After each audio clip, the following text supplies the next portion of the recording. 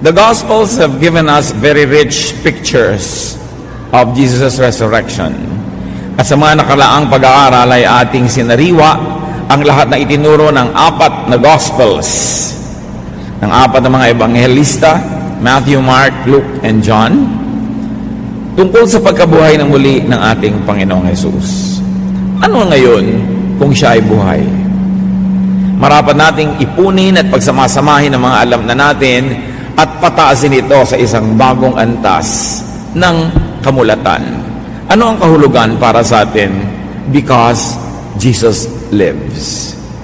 Salamat, Panginoon, dahil ang iyong anak na si Jesus ay hindi na natiling patay.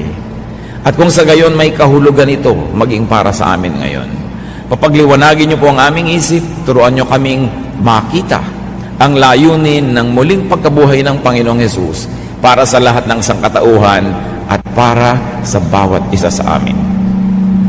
Pakalinisin niyo po kami, Panginoon, daluyan ng iyong karunungan at kaliwanagan, at ito ay magbunga ng kabutihan, kagandahang loob sa aming mga buhay. Be our speaker, Father. We ask you to give us a simple message that we may be understanding in order to obey. Lord, lead us, teach us, in the name of Jesus, your Son, our risen Lord and Savior. Amen. Because He lives. We will be reading from 1 Corinthians 15 and begin with verses 1 to 2. My friends, I want you to remember the message that I preached and that you believed and trusted. Paul writing here. You will be saved by this message if you hold firmly to it. But if you don't, your faith was all for nothing. So ang mensahe tungkol kay Jesus ay nakapagliligtas. Subalit ang mensahe ng kaligtasan na ito sa pangalan ni Jesus ay marapat hawakan ng mahigpit dahil maraming gustong umagaw. Maraming gustong magbura sa kaisipan o kaya ay magbigay ng mga pagdududa. Verse 3, Christ died for our sins, as the scriptures say. So here Paul stresses the saving meaning of Jesus' death, and he connects it with prophecy of the Old Testament. Binubuo ni Saul or ni Paul, na naging Paul, ang pundasyon ng pananalig kay Kristo bilang anak ng Diyos na nabuhay mula sa kamatayan, na nakaugat sa sinaunang tipan sa mga kasulatan ng bayang Israel. Verse 4, He was buried, and 3 days later, He was raised to life, as the scriptures say. This is a very great distinctive. Maraming founder and foundations of religions died and remained dead. But what sets Jesus apart was that He rose from the grave because death could not hold Him down. Verse 5, Christ appeared to Peter, then to the 12. Sa patuloy ng pagpapatunay ni Pablo sa pagkabuhay na muli ng Panginoon ay sinariwa niya na maraming nakakita, si Pedro kasama na ang 12 apostoles. Interestingly, Paul omits the appearance of Jesus to Mary Magdalene, but that is another issue. In proving that Jesus rose from the dead, he mentions the men, probably because in the Jewish legal system, women could not stand as witnesses. Ang mga babae ay hindi maaaring maging mga saksi sa hukuman ng mga Hudyo. Kaya paniwalang-paniwala tayo lalo na nandun si Maria Magdalena at siyang unang nakakita, dahil kung iimbentohin lang ng mga disciples ang kwento, hindi nila isasama yung mga babae. Kasi hindi yun credible at hindi tinatanggap sa Jewish legal system. But the mere fact that they were mentioned says that they were really there. Hindi pwedeng tanggalin, but this time Paul omits the women. 1 Corinthians 15:6, After this, He appeared to more than 500 other followers. Most of them are still alive, but some have died. So sa panahon ng pagsulat ni Pablo sa mga taga-Korinto, buhay pa ang marami sa 500 saksi, sa mahigit sa 500 saksi na nakakita kay Jesus matapos itong mabuhay mula sa pagkakalibing. In other words, Paul was saying, kung gusto nyo, magtanong pa kayo, mag-usisa pa kayo, dahil hayan, buhay pa ang napakaraming makakapagpatunay. Verse 7, He also appeared to James and then to all the apostles. James here referring to the brother of Jesus who had become a believer later. So the bodily appearance of Jesus was firmly established by Paul. Marami tayong ebidensya ng pagkakabangon na muli ng Panginoong Hesus mula sa kamatayan. Unang-una na ang libingang walang laman na sinikap nating gawa ng replika sa inyong gawing kaliwa at maaaring dalawin ang hindi pa nakadalaw noong mga nakarang araw, because we try to recreate the feeling of what you'd see at kung anyong madarama kung papasukin ninyo yung libingan na yon nung unang-unang Pasko ng pagkabuhay, nung unang-unang Easter Sunday na tinatawag. Walang laman. Ang telang pinagbalutan ng bangkay ay walang laman, bagamat nakatali pa na parang may laman pa, pero wala. Nagpakita sa napakaraming mga tao at ngayon pinatotohanan ni Pablo. Verse 8, finally, he appeared to me, even though I am like one who was born at the wrong time. So dito naman, kahuli-hulihang sinama ni Pablo ang kanyang sarili, bagamat hindi physical appearance ang ginawa ng Panginoon kay Pablo, at yung kanyang mga kasama ay walang nakita, bagamat may naulinigang mga tunog at mga kaluskos.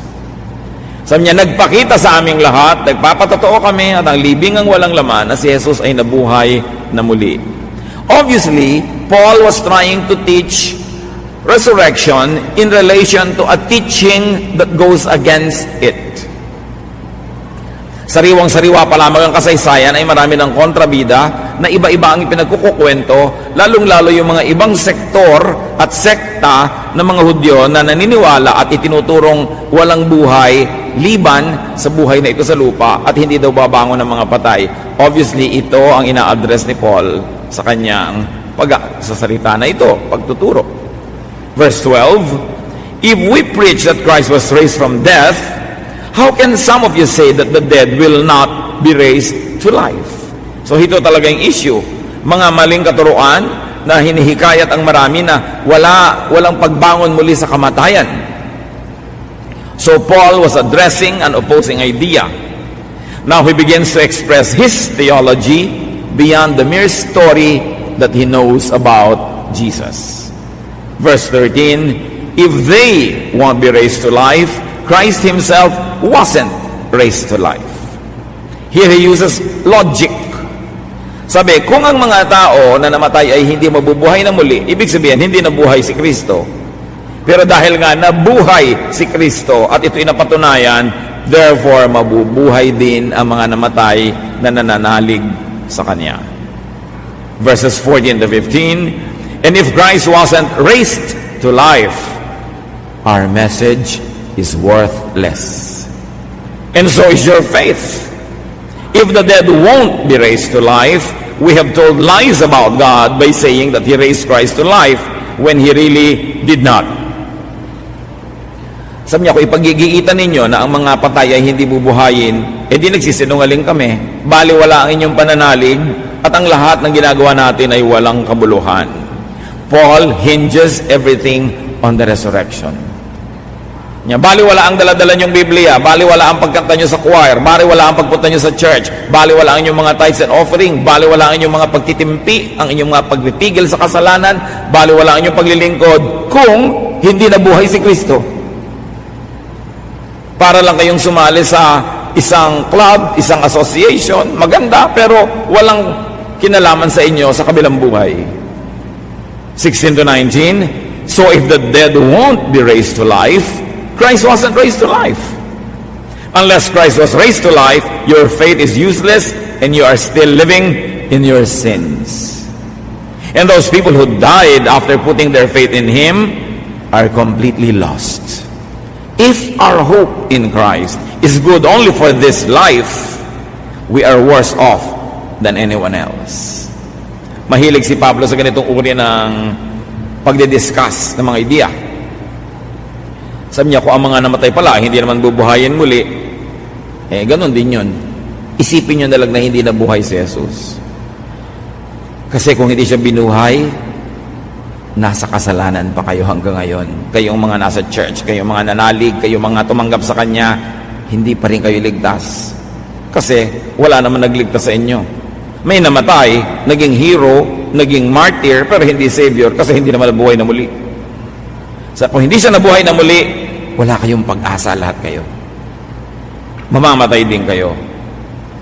But because Jesus was raised to life, your faith is very fruitful. This is the unsaid. This is the reverse. Dahil buhay si Kristo, mabunga ang inyong pananalig at ang bunga niyan ay pinakikinabangan nyo ngayon at pakikinabangan nyo pa sa habang panahon. At dahil buhay si Kristo, you are no longer living in your sin. Your sin has been forgiven. Past, present, and future, charged to the perfect work of Jesus on the cross. Kaya pwede kayong magkaroon ng kapayapaan, anumang nang abutin ninyo sa buhay, anumang hirap o ginhawa, anumang saya o lungkot, alam nyo na ang inyong kinabukasan, yung kawalang hanggan, ay ligtas na sapagkat bayad na. Because Jesus was raised to life, you are better off than anyone else. This is exactly the reverse of what he was saying, that if Jesus was not raised to life, you are worse off than everyone else. But of course, the reverse is true. Nakalalamang kayo, nakahihigit kayo kanino mang wala kay Kristo. Ano man ang mukhang kahigitan nila sa inyo ngayon, ano man ang mukhang panalo nila, ano man ang mukhang pagkatalo ninyo o pagkadehado, hindi yan totoo. Dahil kung kayo'y nasa kay Kristo, na nabuhay mula sa kamatayan, nahihigitan nyo ang sino mang wala sa Kanya. Hindi naman natin ikinatutuwa yun at hindi naman tayo nakikipag-contest. It's only a way of speaking for Paul to say that indeed you have so much to be thankful for, because the fact alone that Jesus was raised from the dead gives you all the edge here and in eternity. Therefore, it must cheer you up, not because people are less than you, but because you have so much given to you by Jesus. Because Jesus was raised to life, those who died trusting Jesus are not lost. Hindi dapat kahabagaan yung mga saints na namatay noon para sa Kanya, yung mga nagbuwis ng buhay, yung nagtalaga ng buhay, yung mga umiwan ng kanilang mga pansariling mga kagustuhan sa pagsunod, sa paglilingkod sa Diyos. Hindi dapat kahabagaan o panghinayangan, because they are not lost. Hope in Christ is above everything else for eternity. Bagamat may benepisyo dito, higit lalo ang benepisyo sa kabilang buhay. Walang talo ang sinumang nanalig kay Kristong binuhay ng Diyos. 1 Corinthians 15:20-22. But Christ has been raised to life, and He makes us certain that others will also be raised to life. Just as we will die because of Adam, we will be raised to life because of Christ. Adam brought death to all of us, and Christ will bring life to all of us. Hinukay nitong si Paul mula sa alaala, si Adan, ang unang lalaki. At sinabi niya, kung dahil sa unang lalaking ito'y tayo napahamak, namatay, dito naman sa huling lalaki na si Jesus, tayo'y mabubuhay at magkakaroon ng kaligtasan. The resurrection of Jesus assures our own resurrection. Dahil binuhay siya, bubuhayin ang lahat ng sa Kanya. 23-24. But we must each wait our turn. Kaya mga sinasabi na bang una-una lang yan, totoo.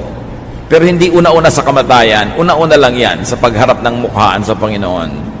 As we continue, verses 23-24, Christ was the first to be raised to life, and His people will be raised to life when He returns. Then after Christ has destroyed all powers and forces, the end will come, and He will give the kingdom to God the Father. This is a teaching that is very familiar to us because we are Christians.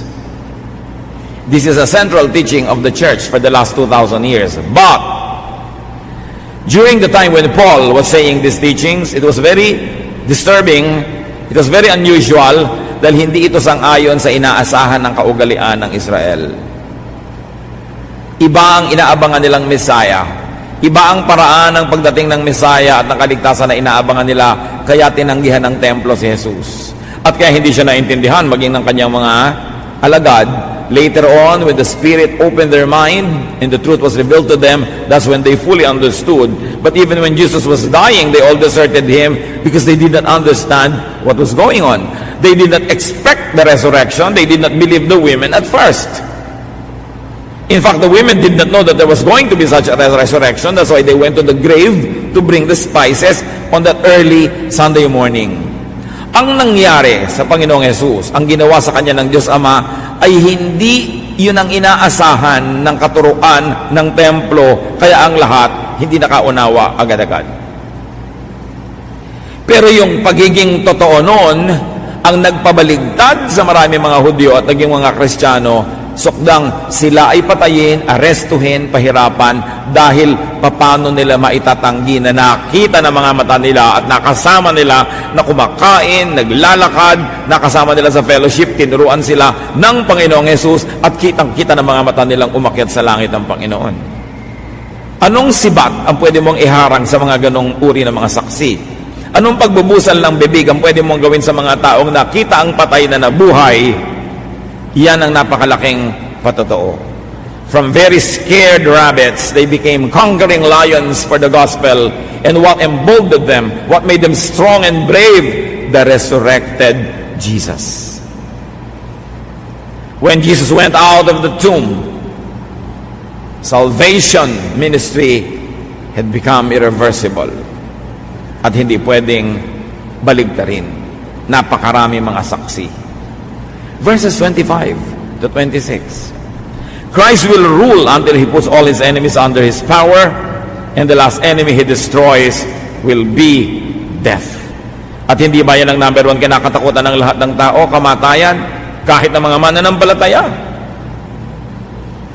Death, man's overpowering enemy, will be destroyed. But was already actually destroyed when Jesus rose from the grave. But the completion of that destruction is when all of His believers, after the last man or woman, are raised from death. So para siyang installment, nagsimula na yung malaking down payment nung bumangon si Jesus, at patuloy yan na magaganap hanggang ang kahuli-hulihang mananampalataya ay bumangon mula sa kamatayan. Verse 32, if the dead are not raised to life, let's eat and drink. Tomorrow, we die. Yan ang pangangatwiran ni Pablo. Kung wala naman palang buhay na walang hanggan, abay, sige na, magpasasa ka na lang sa buhay. Gawin mo na lang lahat ang gusto mo. Huwag kang magpaawat. Total, mamamatay ka rin lang. Pero alam nating kabaligtaran nun ang itinuturo ni Paul. Dahil may kabilang buhay, dapat kang mag-self-control. Dapat kang magpakatino. Dahil may araw ng pagsusulit. Dahil mabangon ang mga patay mula sa libingan. Verse 34, be sensible and stop sinning. You should be embarrassed that some people still don't know about God. So lahat ng pagtuturo ni Pablo na pinatutotohanan niya na bumangon mula sa kamatayan ng Panginoong Jesus, na mayroong kaligtasan, mayroong buhay na walang hanggan, biglang ito ang conclusion. Dahil may buhay na walang hanggan, dahil haharap ka sa Diyos, magtigil ka ng pamumuhay sa kasalanan. Dapat kang mahiya na may mga taong hindi paligtas. Meron ba kayong mga kamag-anak na hindi paligtas? May mga kaibigan ba tayong hindi paligtas? Sabi ni Pablo, mahiya ka. May buhay na walang hanggan. Pag hindi naligtas yung mga yan, mapupunta sila sa walang hanggang kaparusahan. Anong ginagawa mo araw-araw? Nakikita mo yan, nakakausap mo, nakakasalubong mo sa pinto, nakakasabay mo sa elevator, kasama mo kumakain araw-araw, office mate mo, 3 buwan na, hindi mo pa nasisharean. Sabi niya, mahiya ka. Dahil may buhay na walang hanggan. Huwag kang mamuhay ng nagpapawalang bahala na akala mo ba okay lang mamatay. Kasi pag namatay ang isang tao hindi tumanggap sa Panginoon, edi hindi siya sa Panginoon. At saan siya mapupunta? Sa walang hanggan. Kaya sabi niya, dahil buhay si Kristo at mabubuhay ka rin, the saved will be raised to eternal life, the condemned will be raised to eternal condemnation. You must stop sinning. Huwag mong ubusin ang lakas mo sa kasalanan. Huwag mong ubusin ang pera, oras mo sa kasalanan. Igugol mo sa pagliligtas ng mga tao by telling them about Jesus. Kaya sabi ni Paul, woe to me if I do not preach the gospel. Sumpain ako kung hindi ko ipangangaral si Jesus. Biruin mo ang ginawa ng Panginoon Jesus mula sa langit. Nagkatawang tao sa lupa para magdusa, mamatay at mabuhay ng muli. Tapos baliwala ni, hindi natin ipamalita. At kung nananalig tayo na pumupunta tayo sa church dahil itinataas doon ang pangalan ni Jesus, itinuturo ang kaligtasan, paano tayo makakapunta na walang dala? Walang bitbit na tao? Walang akay-akay? Because Jesus was and will be raised to life, Paul insists, be personally godly. Do not just be a member of a religion. Do not just attend religious services, but be personally godly. Maging makadiyos ka kahit walang nakatingin. Maging makadiyos ka sa personal na pamumuhay. Sa ginagawa at hindi ginagawa. Sa sinasabi at hindi sinasabi. Sa pinag-uukulan ng lakas. Sabi ko nun, kakaunti ang buhay na ito. What is a lifetime of 100 years? If you're going to live to be 100, it's a tiny dot in a never-ending line of eternity. So why not invest it wisely? Hindi naman tayo binabawalang mag-enjoy ng buhay, lasapin ang sarap ng mundo, pero sinasabi, mas damihan mo ang paglilingkod sa Panginoon, ang pagpipigil sa sarili, ang pagpapakabanal, dahil may araw na haharap ka sa Diyos. Make people know about God. Teach them. Or if you cannot teach them adequately, bring them to a teacher who can do so. Make yourself a very able go-between, a broker, where you bring the teacher and the student together under your roof, under your auspices, under your sponsorship, where you use your time, talent, and treasure so that people will meet God because you arranged the meeting. Napakahalagang bigyan ng kahulugan ng buhay na ito. In this very secularized and materialistic world, it is so easy to be drowned and to forget that there is eternity. 1 Corinthians 15:35 and 42 to 44. Some of you have asked, how will the dead be raised to life? What kind of bodies will we have? These bodies will die, but the bodies that are raised will live forever. These ugly and weak bodies will become beautiful and strong. As surely as there are physical bodies, there are spiritual bodies. And our physical bodies will be changed into spiritual bodies. Sabi ni Pablo, marami sa inyo nagtatanong, ano po bang magiging itsura namin sa kabilang buhay? Ano bang mga itsura namin mga katawan? Sabi yung katawan na suot-suot nyo ngayon, physical lang yan. Kahit gaano kayo nagagandahan, wala yung kaganda-ganda compared to the spiritual body. At ang lahat ng mga kahinaan na yan, iiwan ninyo sapagkat magkakaroon kayo ng isang bagong katawan na maganda, malakas, and forever. So Paul says that we will have beautiful, strong, heavenly bodies like the body of the risen Jesus. Alam niyo naman yung katawan ni Kristo, lumabas sa libingan, lumabas doon sa tela, naglalabas-masok sa mga nakasarang mga kwarto, transcending time and space. Verse 47, the first man was made from dust of the earth, but the second man came from heaven. So an echo of Genesis and John. Man coming from the dust of the earth sa Genesis, but the second man coming from heaven. Sabi ni John, in the beginning was the Word, and the Word was with God, and the Word was God, and the Word became flesh. and dwelt among men. Another parallelism between Adam and Jesus. 48 to 49. Everyone on earth has a body like the body of the one who was made from the dust of the earth. And everyone in heaven has a body like the body of the one who came from heaven. Just as we are like the one who was made out of earth, we will be like the one who came from heaven. Kung may katawan daw na panglupa tulad ng kay Adan, at yun ang mga katawan natin ngayon, at kung may katawan na galing sa langit tulad ng kay Jesus, ganun din ang magiging katawan natin pagdating ng oras. Para yung mga katawan ng mga anghel na nagsabi kay Maria Magdalena, wala siya rito, ba't kayo dito naghahanap ng buhay, libingan ito ng mga patay. Just like Christ's example. Adamic people have earthly bodies. Jesus people will have heavenly bodies. Kaya tayo, ang mga mahal natin sa buhay, maging mga hindi natin kilala, dapat hindi lang Adamic ang body, dapat ding maging tulad ng body ng risen Christ. Kumisan, hindi halata. Sa katunayan, hindi naman halata kung magkatabi kayo ng isang taong Adamic lang siya, wala siya kay Jesus.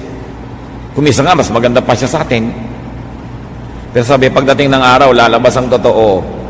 Yung katawan na galing kay Adan, mabubulok lang yan at hanggang doon na lang yan. Pero yung bagong katawan na isusuot ng mga nakay Kristo, maningning, maliwanag, maganda, walang hanggan. At doon makikita ang pagkakaiba. Dito hindi pa kita eh. So this is a great hope beyond the grave. Jesus' body transcended the burial cloth, the cave. So our bodies also will transcend the grave, the physical form, the corpse. Lalampas tayo sa pagiging bangkay, hindi tayo yung bangkay. Pag merong isang bangkay, ang mananampalataya, past tense na yon, hindi na yun ang body niya, wala na siya doon. At bibihisan siya, dadamitan siya ng bagong glorified body. Kaya yung mga ibang Kristiyano, nag-agonize, nagdadalawang loob, magpapakremate po ba kami o hindi? Paano naman po kaming mabubuo muli ni Jesus kung kami cremated at lalo't inihagis kami sa mga ilog-ilog? Eh bakit? Kahit ba ilibing ka ng buong-buong ganun, naagnas ka rin naman eh. So yung sumasama ka rin doon sa naagnas na kabaong, at kung kinain ka ng pating, di sumama ka sa pating, paano ka na? Alam niyo problema ng Diyos kung paano tayo muli bubuuin. Hindi naman natin problema yun. It's a big deal. Kung gusto ninyong magpalibing ng buo, pero hindi naman talaga buo, may kulang din doon. Kala mo lang buo, di ba? So, wala naman talagang inililibing na buo. So, yung problemahin. Some people are conservative. They prefer the usual old-fashioned burial. What? But we should not demonize those who like other forms of burial or whatever form their body will take. Because hindi niya naman pinroblema kung paano mabuo nung kayo isinilang. So, yung problemahin kung paano kayo mabubuo muli. May plano na ang Diyos para dyan. Concentrate on more important matter.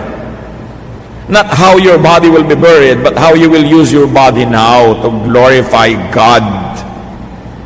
How you can make your body now the temple of the Holy Spirit. Mas bigyan natin ng diin sa buhay natin yon. Verse 50, my friends, I want you to know that our bodies of flesh and blood will decay. This means that they cannot share in God's kingdom, which lasts forever. Yan, normal lang.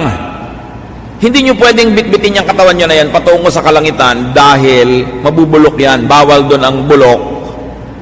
Ang kailangan doon, perfect. And we are made perfect by the resurrection of Jesus.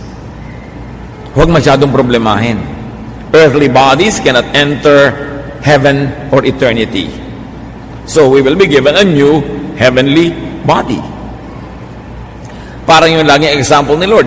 Hindi ka naman gagamit ng lumang tapayan sa bagong alak o lumang balat ng hayop na lalagyan ng bagong alak. Kailangan may bagong lalagyan.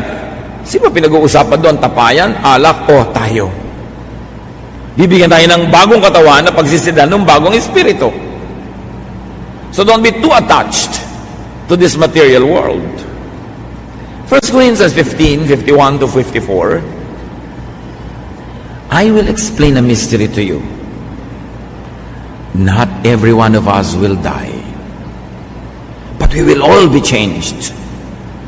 It will happen suddenly, quicker than the blink of an eye. At the sound of the last trumpet, the dead will be raised. We will all be changed so that we will never die again.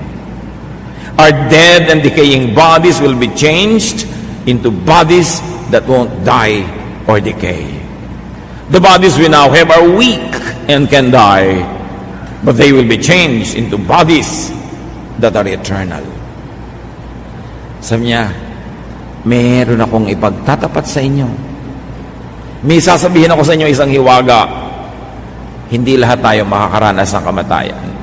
Merong mga taong buhay na aabutan ng pagbabalik ni Jesus. At pababangunin yung mga naunang nangamatay at yung mga nananatiling buhay sa pagdating ng araw na yon, babaguhin din ang katawan. Yung namatay at yung inabutang buhay, sabay-sabay na babaguhin ang katawan, and we will meet the Lord in the air. Sabi niya, pansinin ninyo ito. Be serious about this. This is serious matter. I'm revealing to you the future. I'm giving you a slice of heaven in advance. Hindi lahat tayo aabutin ito. At alam nyo, lahat ng mga Kristiyano, mula nung panahon na yon hanggang ngayon, inakala na darating ang Panginoon sa kanilang panahon. Dahil gusto nga nila, ayaw na nilang mamatay. Ayaw nilang malagyan ng formalin, ng bulak sa ilong, ayaw nilang mailibing. Sabi niya, sana sa panahon na natin. Pero ang Panginoon ang nakakaalam nun, at hindi natin business na usisain yun, ang gawin lang natin, let us respect God and serve God while in these bodies. And when Jesus comes, what He does with us is up to Him. Napakahalagang dibdibin. The physical body is not eternal. Hindi ganyan yan pagdating ng panahon. Napakalaking comfort doon sa mga may mga problema sa katawan nila. Napakalaking comfort. Dahil talaga naman kung tutusin, ang bilis mabulok ng katawan. Subukan nyo wag maligo ng 2 araw, nagsisimula na nga kayong mabulok. Subukan nyo wag mag-shampoo na 1 linggo.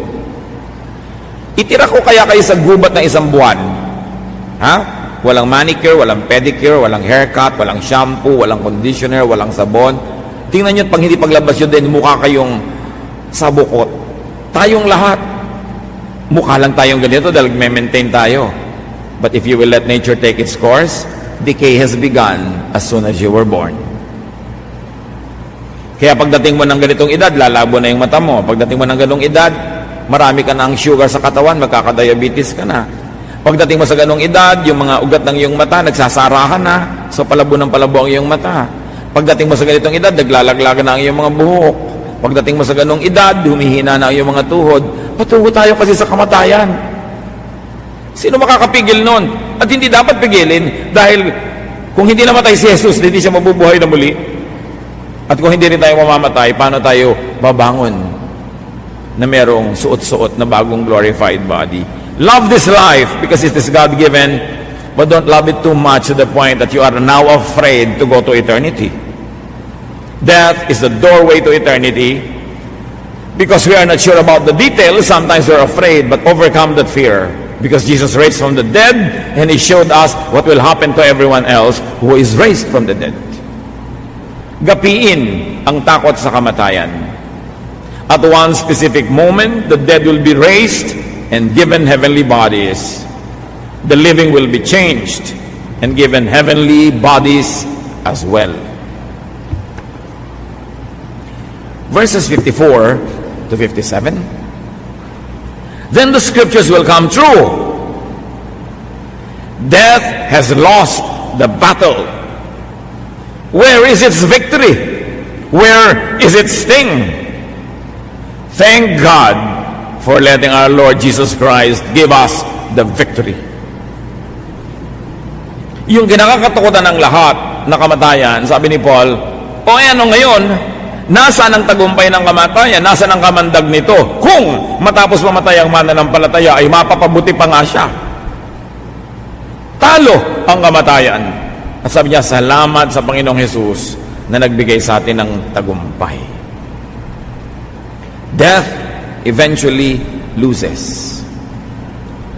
In this side of eternity, death will seem to win because everyone will die. Kahit yung mga Pharaoh who were gods on earth died. At kung ano-anong ginawang preparasyon sa loob ng mga pyramid, sa kanilang mga libingan, pero ngayon, nahuhukay sila 3,000 years later, nandun pa rin yung katawan, hindi naman umalis. Bakit? Hindi pa bumabalik si Jesus. Ano man ang gawin mo na labanan yun, hindi mangyayari. This side of eternity, death will have its temporary victory. But, because Christ resurrected, our victory over death had already been sealed. Hindi na dapat katakutan yan.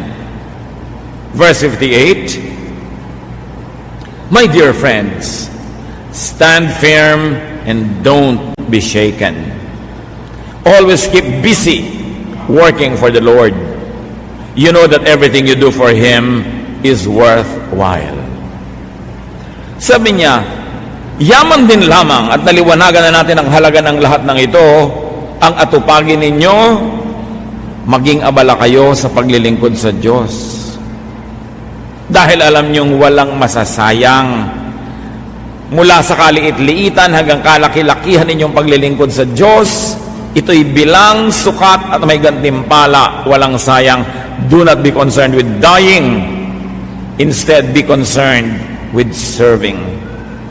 Yun ang huling mensahe ng kanyang chapter. Because Jesus lives, because you will live, because you will have eternal life, everything you do for God is worthwhile. Sulit, makabuluhan, may kapararakan, may gantimpala ang lahat ng ginagawa ng tao. The resurrection has great demands. The empty cross has great demands. The empty tomb has great demands.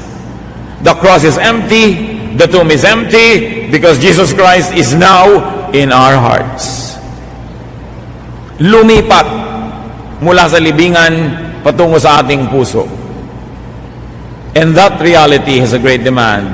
Stand firm. Manindigan. Huwag isuko ang pananalig. Huwag isuko ang ating katapatan sa Diyos sa mga mamunting kapalit, sa mga mabababaw na kapalit. At sabi ni Pablo, keep busy doing God's work. Tiyakin ninyo na ang Diyos ay may kaparte sa inyong oras, sa inyong lakas, sa inyong mga tinatangkilik. That God becomes a part of our time, our talent, our treasure, because we will be held accountable. But more than that, because Jesus already loved us. Hindi kayang bayaran, pero inaasahan ng kalangitan, magsusukli-sukli man lang tayo, na ang natitira at nalalabing lakas natin at buhay ay gugugulin sa pagmamahal sa Diyos, sa pamumuhay ng may kabanalan, at sa matapat at masipag na paglilingkod. Yan ang mga hinihingi ng empty tomb. Yan ang hinihingi ng risen Christ.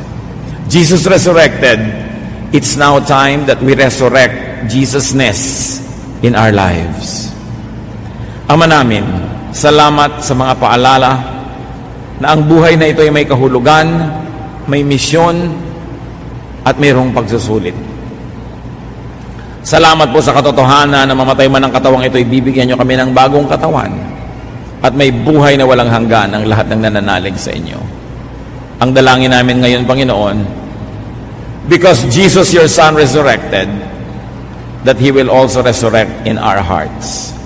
Sa amin na tumanggap na sa Kanya noon pa, sa amin na kumilala na sa Kanya noon pa, ngunit dumaan ang panahon, inabutan kami ng panlalamig, katamaran, may mga bumalik sa mga dating kasalanan, may mga bumalik sa mga dating masasaming gawi, merong nag-iwan ng kanyang mga magagandang gawain at paglilingkod. Ang dalangin namin ngayong Pasko ng pagkabuhay, buhayin mo muli ang pag-ibig namin sa iyo, sa iyong iglesia, at sa iyong gawain. The risen Christ is a demand that He doesn't rise only from the grave, but He also rise again in our hearts if we had made Him sleep there. Mga kapatid, magbulay-bulay tayo. Kung merong bahagi ng ating buhay na kailangang buhayin muli, nabuhay na noon kay Kristo, tapos nanghina na naman, nakatulog, nakalimutan. Kung meron tayong mga kasalanang iniwan na pero binalikan na rin. Kung meron tayong mga ipinangako sa Diyos na hindi natupad, at kung meron tayong mataas na uri ng paglilingkod na ngayon ay mababa o wala pa nga, sino man sa mga kapatid na ganito ang kalagayan, nais ng Panginoong Hesus, hindi lang bumangon mula sa libingan, kundi bumangon muli sa ating puso, sa ating buhay. Let your love for God be resurrected. Let your commitment to God's work and to personal godliness be resurrected. Magbulay-bulay tayo at manalangin, siyasatin ang ating mga puso.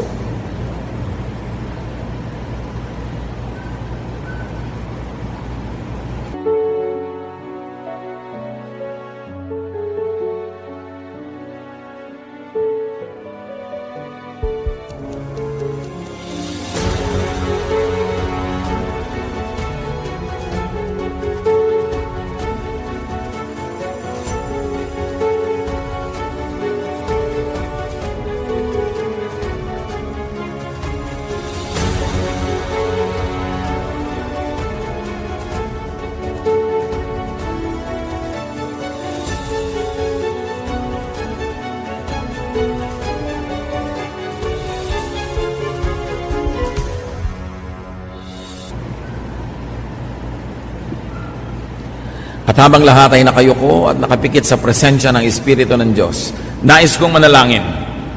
Itong Pasko ng pagkabuhay na ito, sino man sa atin ang nagsasabing, Opo Panginoon, salamat sa paalala. Merong namatay sa akin, namatay na ministry, merong namatay na kabanalan, merong naghingalo na paglilingkod, merong naging pagkalimot sa iyo. Subalit ngayon, nais kong manumbalik. I want not only the resurrected Jesus, but the Jesus that is resurrected in my heart. I like to rededicate my life, to rededicate my talent, my time, my treasure to the furtherance of God's kingdom, so that I will not be ashamed that there are people who don't hear about Him. Nais kong panumbalikin ang init na aking muling pag-ibig sa iyo, O Diyos, at nais kong buhayin mo muli ang aking espiritu higher than the highest level that I have known in my life. Sino man namigil itong dalangin, tumindig kayo't mananalangin tayo, hihingi tayo ng pagpapala ng Panginoon. Purihin ang Diyos sa mga sumasabi sa Panginoon, yes, I want Jesus resurrected in my heart. The Jesus that resurrected from the grave, I want to resurrect in my activities, in my daily life, in my dreams, in my ambitions, in my preoccupation. Nais kong bigyang muli ng spasyo si Jesus sa aking mga ginagawa, sinasabi, at mga binabalak sa buhay. It's beautiful that the resurrected Jesus will now resurrect in our lives. Therefore, the resurrection becomes personal. Sino pa ang nais magsabi niyan? Tumayo kayo, tayo mananalangin. Amang Diyos, kayong nakakakita ng laman ng puso ng bawat isa. Salamat sa pagsisiyasat niyo sa amin. Salamat sa pagkakataong itong maaari naming sariwain yung panahong mas mataas ang antas ng aming espiritualidad. Mas committed kami sa inyo, mas banal ang aming buhay, mas masipag kami sa paglilingkod, mas masipag kami sa soul winning. Lord, forgive us for having forgotten parts of this, or for having allowed these things to become dormant in our lives. Patawarin niyo po kami, Lord, sa mga naging katamaran, pagpapabaya, pagkalimot, o maging sinasadyang pagkakasala. At ngayon, Panginoon, mulit-muli, buhayin niyo po ang aming espiritu, hugasan niyo kami ng dugo ng iyong anak na si Jesus, at panumbalikin niyo ang una naming pag-ibig sa inyo, na inuuna namin soul winning, inuuna namin ang Bible study, ang service, ang ministry. Unahin namin muli ito, Panginoon, lalong magkaroon ng kabuluhan ang nalalabing panahon ng aming hiram na buhay. Panginoon, pagpalain mo mga kapatid na ito na tumatayo sa iyong harapan. Palakasin mo ang mga kahinaan, papagliwanagin mo ang isip, bigyan mo ng mga karunungan, kakayahan at lakas para lalong mapasidhi ang paglilingkod sa inyo at magkaroon ng napakaraming handog sa inyo pagharap namin sa inyo ng mukhaan. Ama, nagpapasalamat kami na binibigyan niyo kami ng pagkakataong suriin ang aming mga sarili, at ngayon mga kapatid na nakatindig, tanggapin ninyo ang pagmamahal ng ating Diyos Ama, tanggapin ninyo ang kapangyarihang inyong hinihingi, at sa tulong ng ating Panginoong Hesus at ang Espiritong Banal, Gawin ninyo ang inyong paglilingkod na higit pa kaysa dati. Gawin ninyo ang inyong personal na kabanalan na mas mataas at mas dalisay kaysa noon pa, so that we may be raised from glory to glory and we will be more and more like Jesus Christ. Habang lahat ay nakayuko, magsiupo na ang lahat, manatili tayo sa diwa ng panalangin. At kung meron tayong kasama ngayon, hindi pa kayo sigurado na natanggap nyo na si Jesus sa inyong buhay, hindi pa kayo sure, meron kayong pag-aalinlangan, tinanggap ko na nga ba si Jesus? Nagpaligtas na ba ako sa Kanya? Pinapasok ko na ba siya sa aking puso? Nais ko, kayo naman ang tumayo ngayon, mananalangin tayo para matiyak natin na merong isang malinaw na petsa, isang malinaw na araw that you accepted Jesus into your heart. Stand up because I'm going to pray for you. Sino pa ang mga nais tumayo sabing, Lord, tinatanggap kita sa araw na ito. Nais kong tanggapin ang iyong pagkaligtasan, ng iyong espiritu. Let us pray. Those of you who would like to accept Jesus now and be sure, oh God, we thank you for Jesus Christ. And oh Lord Jesus, now we accept you. I accept you into my life. Patawarin niyo po ako sa aking mga kasalanan. Linisin niyo po ang aking puso. Manahan kayo sa aking. Gawin niyo akong isa sa inyo, O Panginoon. At sa pagkamatay ko ng aking katawan na ito, kunin mo ang aking espiritu. Dalhin mo ako kung saan ka naroon. At sa tamang panahon, bihisan mo ako ng isang glorified body tulad ng sa iyo, Panginoong Jesus. Habang ako'y nabubuhay dito sa mundo, I will stand firm for the faith. I will serve you and I will be busy expanding God's kingdom. Salamat, Ama, sa pagdinig sa dalangin ito. Magsiupo na po ang nanalangin niyan at magpatuloy tayo sa katahimikan sa pananalangin. Ilapit ninyo ang inyong mga